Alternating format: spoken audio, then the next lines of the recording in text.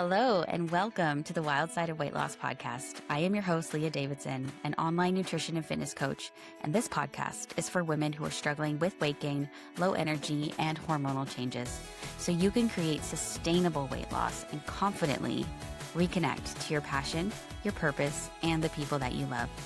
Each week, I'll be sharing my own stories and lessons and tools from my own journey to help you reach your goals faster and remind you that you are not in this alone. I'm so grateful that you're here, and welcome to the Wild Side. Let's dive into today's topic. So I'm going to talk about sleep today because I literally woke up this morning and said, holy sherbert, I slept like sherbert. And I can't even count on my hand the number of times I've woke up saying that to myself. And then that internal thought loop starts going, and you're already telling yourself that you're going to have a bad day and you have to face the day running on fumes, on little sleep, and you're just already thinking about everything that could possibly go wrong. So I don't want you to do that. I had to stop myself this morning and be like, whoa, Leah, like let's calm down for a minute here. It's okay. We have some things that we can do. So we're going to talk about things that you can do if you got a poor sleep the night before, so you can get through the day and you can manage with as little damage to your nervous system as possible, to your diet as possible, so that you can still keep making progress and you can continue to feel good even though you're having poor sleep. So let's talk for a minute first about how sleep affects weight loss, overall health. And I'm going to just put it in like, this is how I like it explained to me, isn't like, talk to me like I'm in grade 4. So I'm going to do that because it helps me understand it in a way without getting too complicated. So when we sleep, our body is resetting our metabolism, our digestive system, all of our organs, literally everything. It's like hitting that reboot button, or when your phone needs an update. And you can either update it right now, or you can set it to update at 3:00 in the morning. And then you wake up, your system's rebooted, you have your update, you can see some new things, your phone's ready to go. So that's what happens to our body when we go to sleep. There's a study that I read once that said getting 1 hour of sleep before midnight is equivalent to 2 hours of sleep after midnight.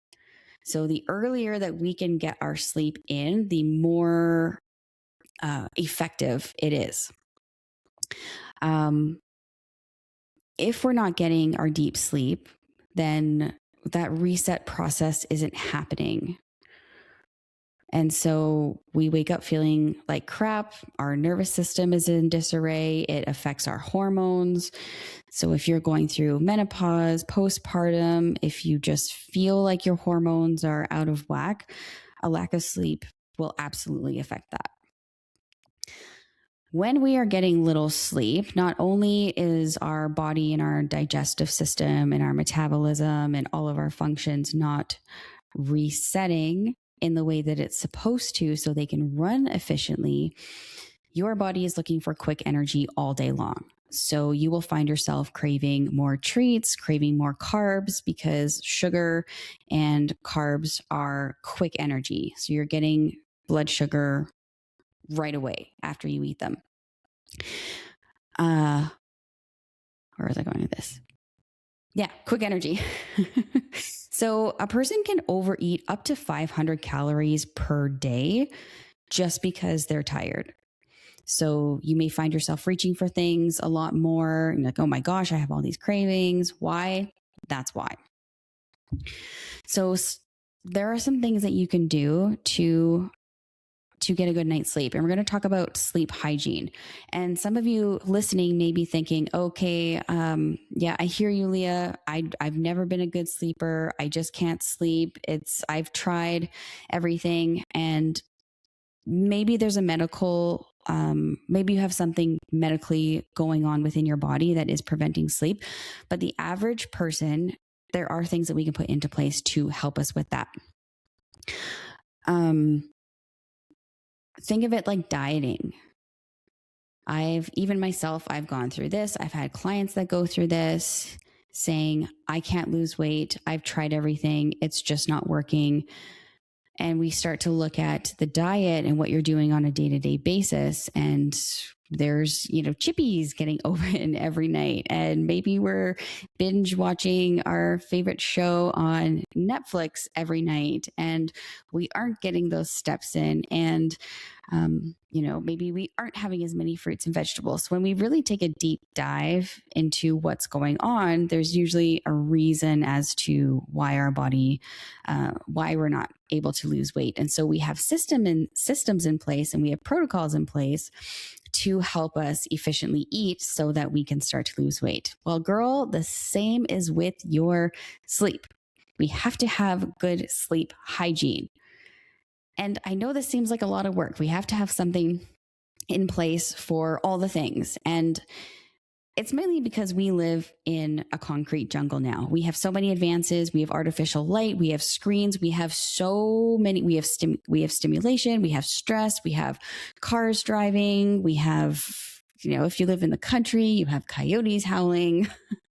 But there's so many things that are preventing that on a daily basis that is preventing our body from actually coming down into a regulated state where our melatonin can naturally start producing.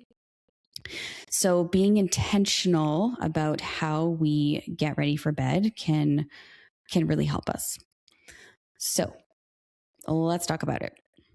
Well, first we'll talk about what you can do when you're not having good sleeps. Okay, so if you're like me, slept like crap last night, you wake up in the morning, oh my gosh, what can I do? The first thing you want to do, I know you're going to want to reach for your coffee pot, but the first thing you're going to want to do is drink your water.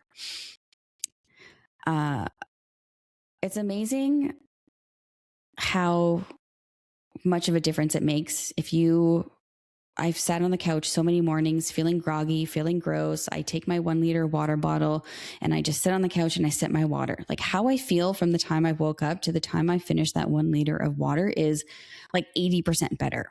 Like you've just gone 8 hours without any water. Your body's dehydrated. Like you are thirsty. You feel like crap. Could you imagine going all day?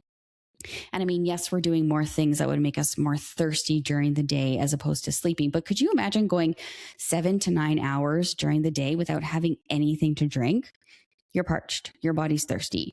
It's the number one nutrient that your body needs. We can't go a couple days without water or we will die. So grab that water, throw some Celtic sea salt in it, some mineral salts or some electrolytes in it if you want to. I have lemon water in the mornings with my sea salt, and I drink that first and foremost. You feel so much better. You're already feeling more recharged. And then after that, then you can go into your coffee. So creatine is something that helps with fatigue. It's one of the most studied supplements out there. And creatine can help reverse the effects of fatigue from not getting enough sleep. It can help with brain fog and clarity, and it's super safe to take. Now, you got to be mindful with creatine and start in small doses, because a lot of creatine all at once can just make everything that's in your stomach come out. Not very pleasant, especially if you're not at home and you're like on your commute to work in the morning and you're about to poop your pants. Ain't nobody want that. So if you've never taken creatine before, start with like 5 milligrams or 5 grams and then see how you feel after that. So yeah. So I will drink creatine. I spread out my creatine throughout the day, because if I eat a bunch of creatine while like all at once, then that's when I'm sitting on the toilet for long periods of time. So I will have 1 scoop of creatine with my water, and then I'll put 1 scoop of creatine with my coffee, and then I will put it in whatever I'm drinking throughout the day to get my full amount. So lots of water, sea salt. Sea salt with high mineral counts is what helps the body absorb the water, and then having creatine in there. So hydrate and then go for your coffee. I'm not saying don't have coffee. Don't worry. Hopefully you haven't shut off this podcast by then. You still have coffee. Give her. Now just be mindful about how many cups of coffee you're having the day, because you may think, okay, this is going to help sustain me throughout the day. It's going to make me feel more energized. And that's not necessarily the case. It will give you like elevated heart rate and feelings of more alertness. But the more coffee that you drink, the more that you're going to crash during the day. Or towards the end of the day and late afternoon, you're going to be feeling like crap. If you're having sugar in your coffee, it's raising your blood sugar while you're drinking it. And then we know with blood sugar, what comes up must come back down. So then we're getting crashes from that as well. And there's also like a placebo effect to it. And so being mindful of how much coffee we're having. I do not drink coffee within 8 to 9 hours of my bedtime. So coffee has a half-life of 8 hours, I believe. So if you're drinking coffee into the afternoon, you are already messing up your sleep for that night. Okay, unless you're one of those weird people who can like fall asleep no matter how much coffee that they've drank. I know a few people like that. I think it's an anomaly for sure. So having lots of water, more than you would normally have.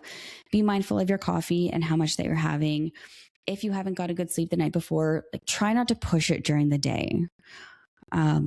What do you absolutely need to get done? Go ahead and do that. And what can wait till tomorrow? I know that some of us have a to-do list that is a mile long. And even I felt this way when I was like a few years back, is that, you know, I can't rest until I get this stuff done.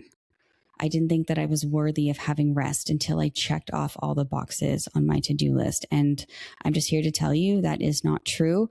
The more that you rest, the more that you will be able to do the things that you want to do. And if we're not resting, we're just fighting ourselves and we just feel like crap. So delegate to whomever is in your household to help you out with things that need to be done. Make a list of like the number one thing that needs to get done. Everything else can wait. If you are working out, just be mindful. In the gym, you don't need to push yourself crazy hard. So yeah, just take some time. So water, be mindful of your coffee. Don't push it during the day. And then food. So we talked a little bit earlier about how your body is going to be looking for quick energy. You are going to be more hungry. Allow yourself to eat more food on these days. And then just be mindful of what kind of foods you're having. So knowing that you had a crappy sleep, what do I have in the house that's going to be good for me to eat? What do I need to stop and grab? What do I need to stock in my fridge for today? Do I have a bunch of fruit and veggies cut up? Nuts are great for saltiness. Crispy minis are a great chip alternative. And protein. Protein is going to help you feel satiated. It's going to help your body feel strong. It's going to keep you fuller longer. Can't stress this enough. Eat protein for breakfast, lunch, and supper. If you're really struggling to get your protein in, you can always drink a protein shake during the day. There's nothing wrong with that. So allow yourself to eat more food than maybe you normally would, and just make those food choices ones that aren't super calorie dense. If we're eating chips and chocolate bars all day, not only are we going to gain weight, not only is it messing already with our metabolism, and we're just going to feel bloated and yucky, which in turn, again, will make our sleep not good quality. So yeah. And then the last thing we're going to talk about is the wind down routine. So a great day starts with the night before. So let's put those things in place that are going to help mitigate all the things that are working against us to have a good night's sleep. First off, right now, I'm recording this podcast and it's summertime. So drawing the blinds and dimming the lights, you will be so amazed at what this can do for you. The less light that we have coming in, the more our melatonin will naturally start to raise. Just give it a try. I know it seems silly, but if you are sitting in your house with the shades drawn and your lights dimmed or only a couple lights on towards bedtime, you will start to feel sleepy. It's one of the best things that you can do. It's our circadian rhythm working, doing what it's supposed to be doing. So artificial light and screens have really made us more tired and wired. So that is the second part of the evening wind down. So the first one, draw the shades, dim the lights. The next one is to get rid of screens. So even like an hour before bedtime or even half an hour before bedtime will still make a big difference. So we have light coming into our eyes, which is lowering melatonin melatonin that's supposed to be kicking in at that time, keeping our cortisol stress hormone high. We are mentally stimulated. We're reacting to what we're seeing on the screen. A lot of this is subconscious, but it's just keeping us alert, and emotions are coming and stress responses are happening like every second. So that's a big one. And then do things that make you calm. So having a nice shower, or washing your face, or just having a conversation with your kids or your partner. Maybe there's some like self-care things that you've been pushing off because you don't have time. Like I do this all the time. If I'm staying up late watching shows, or if I'm scrolling my phone, there's always things, I wanted to paint my nails this week, or I wanted to give myself a little pedicure this week. There's those little things that make us feel good that we don't always make time to do. So that's a great time to do those things. Or you can grab a book and read. That always puts me to sleep as well. So try one of these things at a time. Screens can be a hard one to do. I totally get that. I struggle with that too sometimes. Pick one thing and start to add things as you go. So try just dimming the lights first, and then see how that goes, drawing the blinds. And then try having a relaxing shower and washing your face and see how that goes. And and you'll notice a change. And I was thinking about the times where I was most tired. And I think it was right after having Deacon, my son. Like my pregnancy was good, but he was a super, super early riser right from the get-go, and he never stopped rising early. It got a little bit later, but yeah, it would be 3-4 o'clock in the morning. He was up and ready to go for the day. And of course we had naps in between then, but I just remember sitting in my white rocking chair in the corner of his bedroom with him, which to me was the middle of the night, but it was his morning. And I would literally just cry because I was so tired. So it's something to think about as well. Stressing about the sleep that we're not getting also causes more stress on us. So just being mindful and aware of the ebb and flow of it, and being aware of the seasons of life that we're in. So if you are a new mom, or if you have this huge project that you're working on that you have to do after hours, or maybe you're going through menopause and it's really affecting your sleep, there are seasons where we're going to be getting less sleep than we would at any other time, and just accepting it, being okay, and optimizing the best we can. Do a couple things for an evening routine. Do these, like drinking your water, taking care of yourself during the day, eating healthy food is really going to help during those times where you have no choice but to sacrifice some of your hours of sleep. And talking about how when we get less sleep and we're more hungry. I remember there was one time I was showing Deacon pictures of myself when I was pregnant with him. And I said, oh, like, look, this is mom. Like, you were in my tummy. And he looks at me and he says, Mom, why did you eat me? And I just felt like saying, because I was so tired and I was so hungry. It was just the cutest thing ever. I did not expect him to say that. The little minds are just so cute and so priceless. So that's what made me think about it. So many things that you can do. Drink water, be mindful of your coffee, eat food, keep those healthy, nutritious, high protein meals around you. You will feel so much better. Delegate things, have a good wind down routine, and find what works for you, right? What calms one person may not calm the other person. So just try one thing at a time and what makes sense for you to do. Allow your body that time to relax. Know that relaxation and sleep isn't earned. It's something that your body needs in order to function and be the very best version of you, for you to be present in your life. And the to-do list, it can wait. And I know that can be really hard sometimes. So you are worth having good sleeps. You are worth having good health. I just wanted to share that with you today. So hopefully these sleep nuggets help you, and let me know if you try something.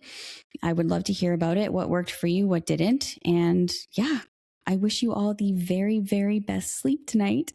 And I'll see you in the next podcast.